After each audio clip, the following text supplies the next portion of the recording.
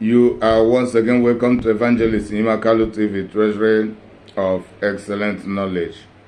I am your serviceable servant, Evangelist Inyima Kalu. And as you know, I am an evangelical author. I am a custodian of Christianity, and I am a human capital developer. I want to speak on the topic, greatness is built, not just wished. Greatness is built, not just wished. Everybody wishes to be great. Everybody wishes to be great. I can't believe that there is nobody on earth who doesn't wish to be great in life. I don't believe that anybody wishes to be a mediocre or to be irrelevant in life. I certainly believe from human nature, the manifestation of human nature, everybody wishes to be great. In fact, going beyond human nature, God created human beings to be great. But something happened along the way. Greatness is being built. Inasmuch as God had created us in His image, that means God had created us to be great. So we must always have that wish, that desire to becoming great. But for that greatness to be real, requires principles, requires practices.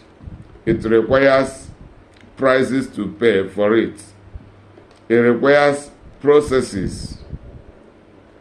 And it requires doing the right thing, right execution, paying the right price, knowing the right things, doing the right things, and passing processes, knowing where to start, the next step, the what stage at a particular time, until that greatness is properly achieved.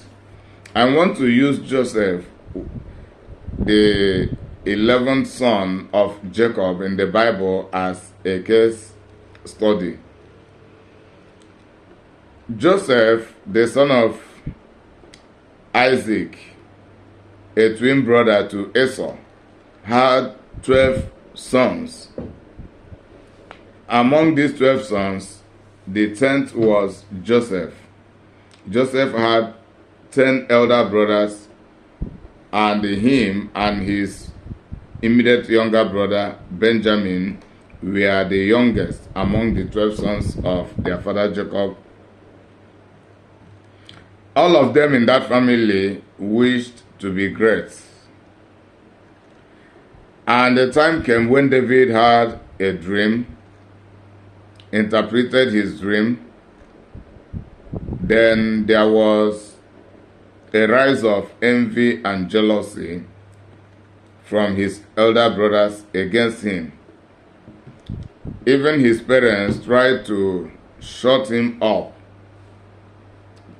for him not to continue to talk about that dream. Because to him, he was testifying about that dream God had given to him from his innocent mind, while his parents and his elder brothers understood the meaning of that dream.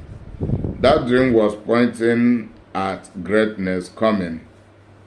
And if that dream should be materialized, that means Joseph will become great. Not just being great for himself alone, it is a kind of entrepreneurial greatness, then rulership greatness. His elder brothers began to imagine, does it mean that Joseph will become their ruler, to rule over them. Why should that happen? According to them, they were his elder brothers. He was just the youngest.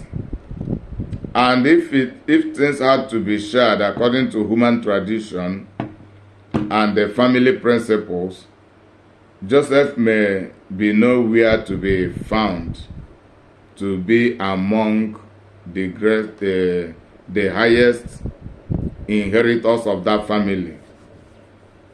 But they never understand the dimension of Joseph's greatness. It also happened that among the 12 sons of Jacob, their father, who is Jacob himself, loved Joseph more than the rest of his brothers. Not just as his political sentiment or political favoritism, but because of Joseph's humility, Joseph's good morality, which was superior compared to the rest of his brothers. And it is because of this reason that God chose him.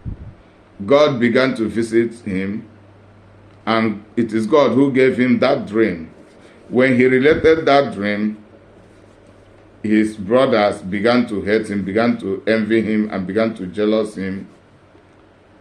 With time, a similar dream repeated. He came this second time to narrate that dream. That is when they begin to question, do you mean, Joseph, do you mean you will rule over us? And they began to hate him more and more. And their father was giving him a preferential treatment. Their father Jacob was treating Joseph preferentially. He preferred Joseph to the rest of his sons. So the rest of his brothers were against him. They were hating on him to the extent, on one occasion, when they went into the field to graze their livestock and they were delaying to return, their father sent Joseph to go and check on them to know of their well-being, carrying food along to give to them. So they met with him, they took the food, they ate to their satisfaction, but the hatred they had against him still remained in their hearts. So they began to plan on what to do with Joseph. They began to contemplate whether it is to kill him and send a false message to their father to tell their father that an animal had devoured Joseph. Even they would deny that Joseph never reached to them. They never saw any food. They never saw any, only that they were returning to see his corpse along the way. That was the arrangement.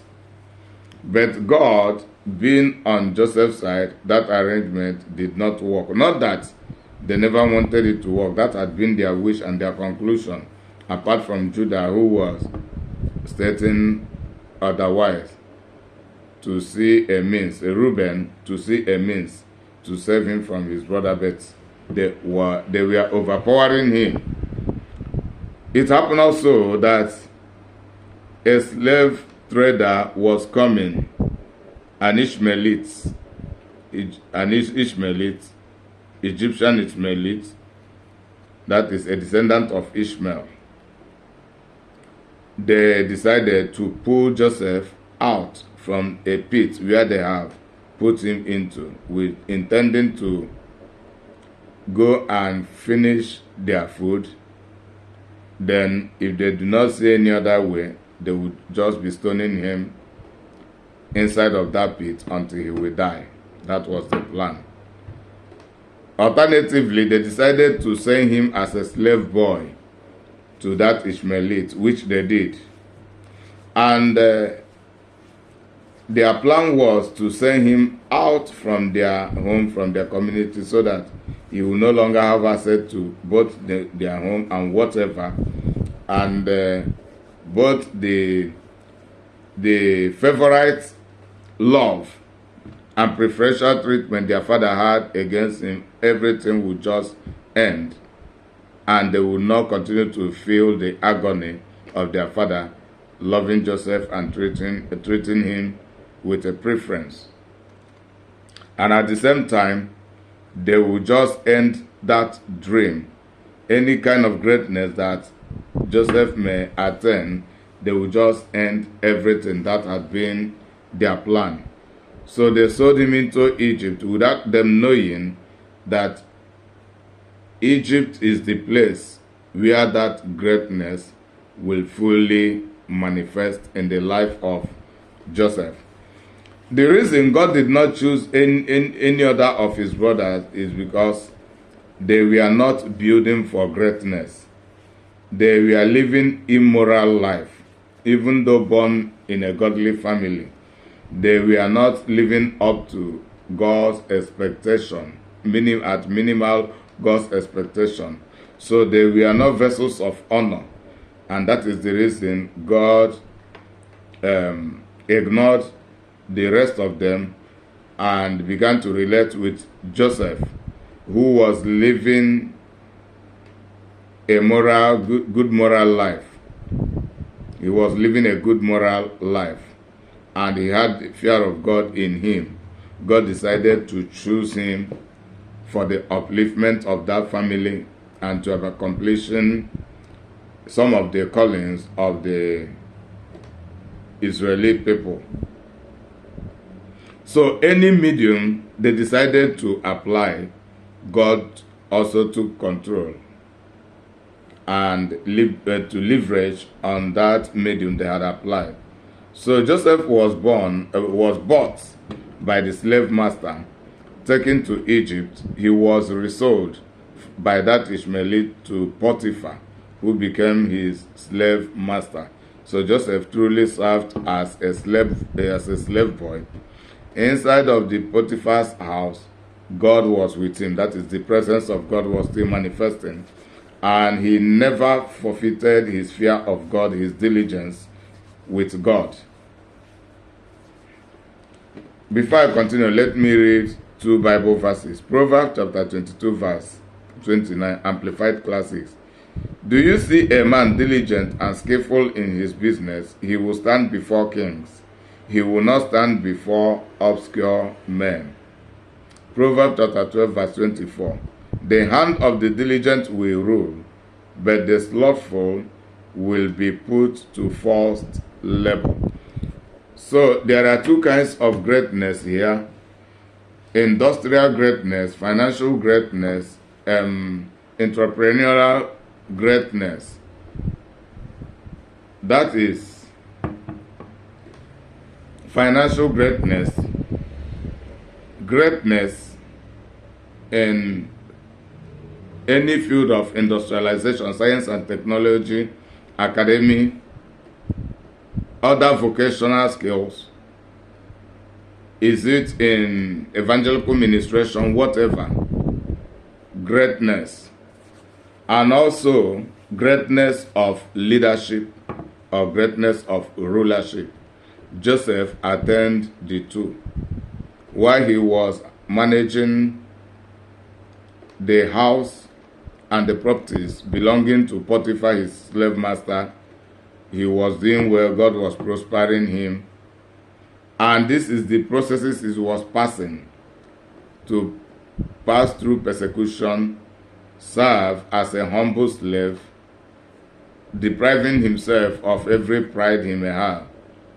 Then, knowing the experience of the enslaved, the sufferers, the kind of experience they have, Joseph experienced all of this for him to be prepared, to be built as a leader, so that when he will stand in the position of leadership, he will be considerate.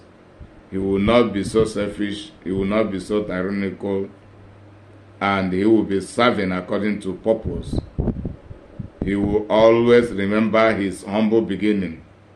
So this is Joseph in question.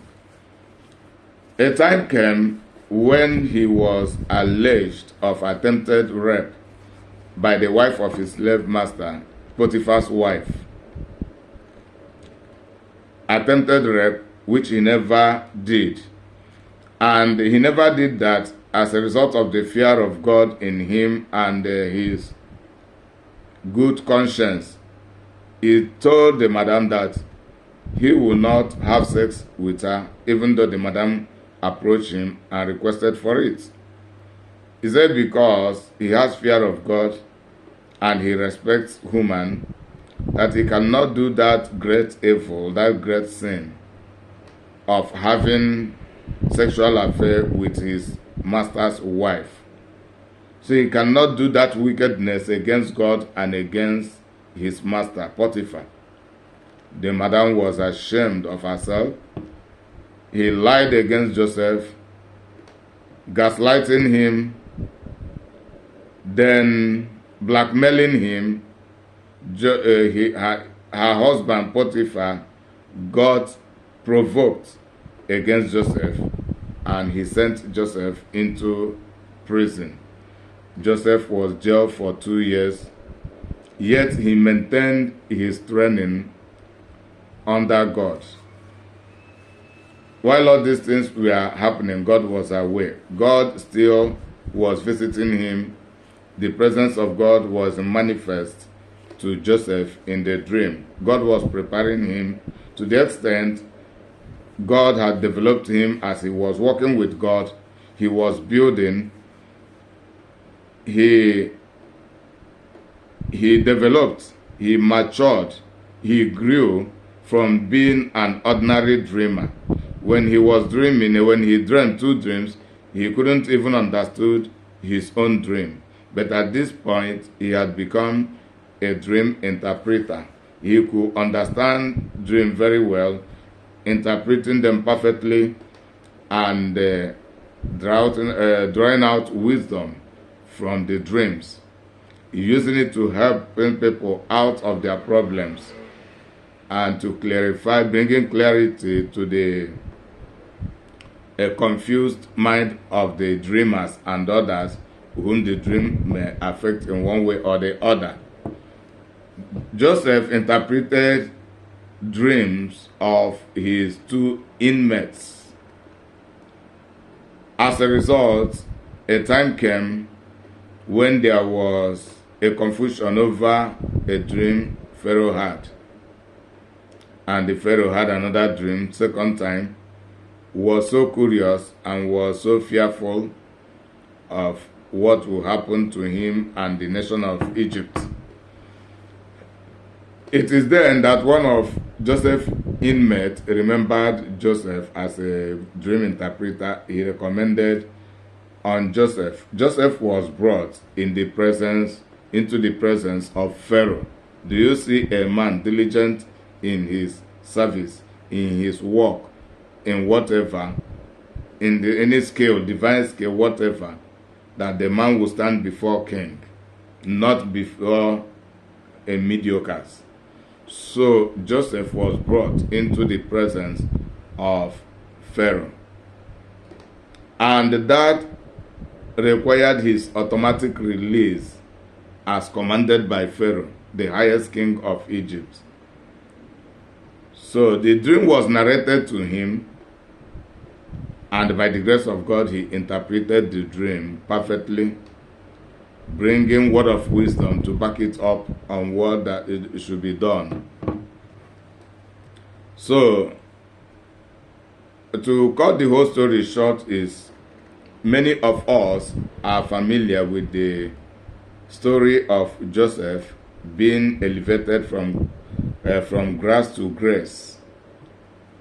As a slave boy, a prisoner, he was taken into the palace, interpreted the dream, and Pharaoh, realizing his competence, his anointed wisdom, Pharaoh decided not to use any other person apart from him to manage the economic affairs of Egypt. Joseph was made a prime minister.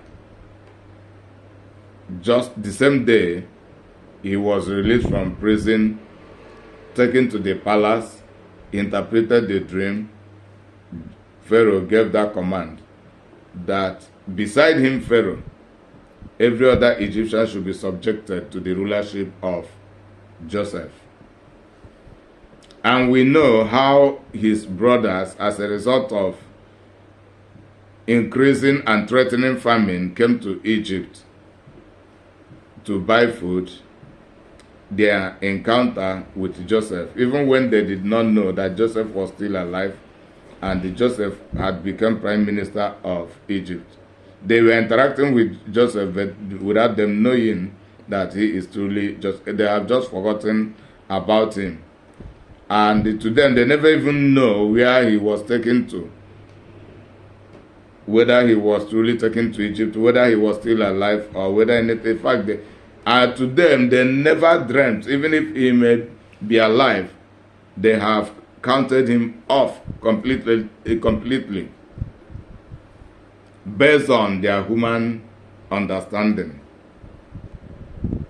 Until for some reason, they bowed to pay homage to Joseph without them knowing it.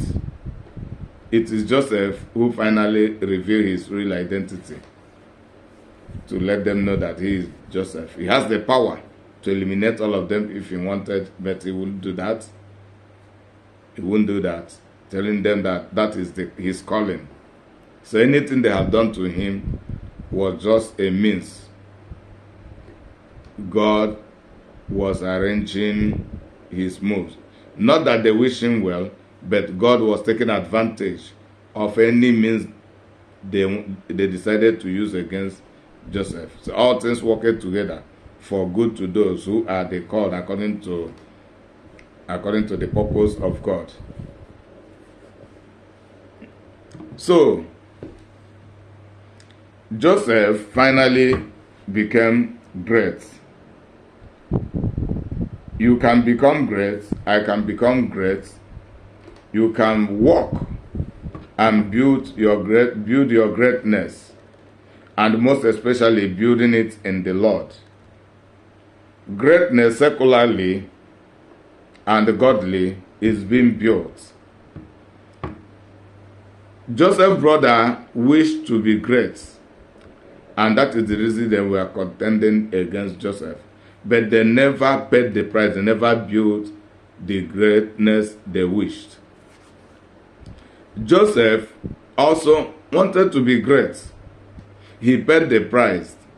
He built his greatness with God, and he finally became great. It can be in business, it can be in commerce and industry, it can be in technology, it can be in science, it can be in any dimension of financial and professional vocation. Also, it is related to leadership and rulership of any little or high level. So while we are talking about greatness, investment is not missing in the equation. Entrepreneurship is not missing in the equation. Financial freedom is not missing in the equation of becoming great. Then all of these things must be built to those who really want to have them. I'm making this video to make people understand that as a human being, for you to develop yourself, developing others, and becoming great to any capacity, you have to build your greatness. Some people build their greatness with Satan, some build with God, some only build with human beings. However, greatness is really being built. Many people are not great. Many people are not great. In fact, the majority of human beings are not great. Not because they do not want, but because they do not build that greatness. Some people are confused to believe that for them to become great, they don't have to work for it. They only have to wish for it, and one day something will happen and they will just become great. It doesn't happen that way. Some people also want to become great by being envious and jealous of others. Envy and jealousy sabotage greatness. Even there are people who work for their own greatness, but their own envy and jealousy sabotage their own greatness. Some people's greediness sabotage their own greatness. There are lots of personal weaknesses that sabotage somebody's greatness, even when the person is working to becoming great. And that is the reason the principle of diligence must be applied. So, I'm doing all of this to building myself, to building others. As I'm talking to you, I'm talking to myself also. So I am the stage I am in life, in terms of anything that has to do with greatness, is not my limit. It is not my destination. So I am still walking.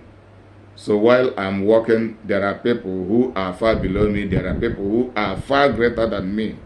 So this level I am in life should for no reason be my limitation. Then check yourself. Have you reached to your destination? Are you comfortable with the level you are, the level of your greatness? Or you want to settle at your mediocrity? It is your choice. So since it is your choice, it is also your responsibility. There are three people that determines your greatness, your success or failure in life. The first person is you. You have to decide.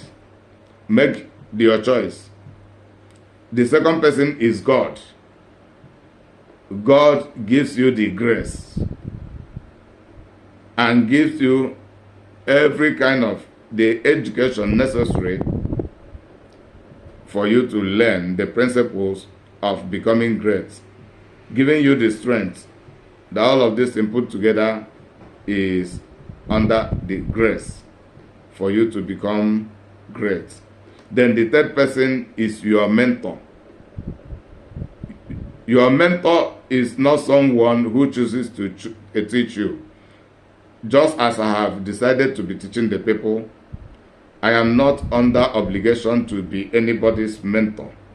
But I can be the mentor of those who believe, who trust in my teaching, and begin to listen and give obedience to my teaching and begin to apply my teachings into their lives, into their ministry, into all of their different endeavors. Because some people will listen to my teaching, but they will not value it. Some people will have other people as their mentors. And while some people will see my teachings and they have attached value to it. So nobody is forced to become a mentee to anybody, and no mentor do not force themselves on anybody. It is the mentee that choose their mentor. However, I am a mentor as an evangelical author, a human capital developer, a custodian of Christianity. If you want to know very deeply and want to be trained as a Christian disciple, and more especially as an end-time glorious soldier, to becoming like me, to be in the end-time glorious army, I am here to train you.